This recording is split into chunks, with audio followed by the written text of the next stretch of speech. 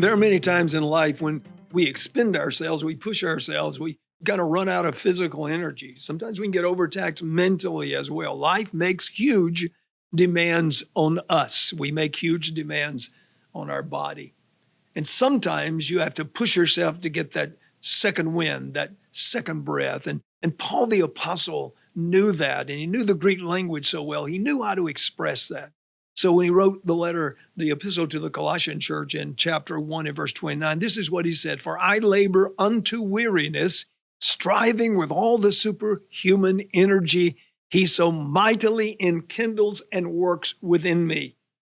I want to show you the picture of a couple of those words in the original Greek language from which we get our English translation. Very picturesque. It's a picture of someone who's laboring. Let's just take a marathon runner. They're pushing themselves and they run out of energy. And yet they've got stored up in their body, in their cells, they've got energy there to be released. They've prepared to run this marathon, but they've come to the end of all the energy that seems to be available. And they begin to push through that moment. And they get what we call a second wind. And so they've made a demand, and the body begins to release that energy that's stored up in the fat cells of your body. And you get that added thrust to be able to finish. We need that sometimes. We had to push through some moments. We had to push through some trials. Listen, there's a treasure on the other side of your trial. There's a treasure on the other side of your storm. The enemy is trying to prevent you from something really good that's coming. Doesn't want you to receive it. Something left heaven headed for you. So you have to push through, spiritually speaking, and get your spiritual second wind. You don't give in to the trial. You don't give in to the circumstance. You don't give in to the situation. You don't give in to the attacks of the enemy.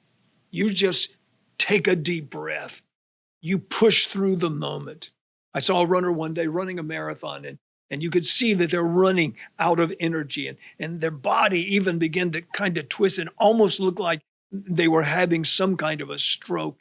And in essence, they had depleted themselves of energy, and they kept pushing and pushing and made it across the finish line. Why? Because they had energy stored up inside of them. That's what he says is, God enkindles and works within me. Take a deep breath, friend.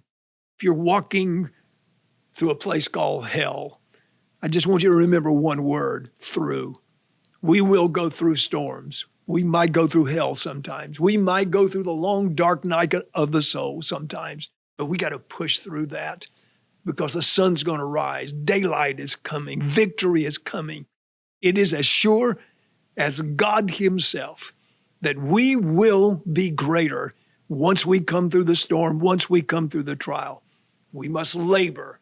We must labor unto weariness to get that second spiritual wind.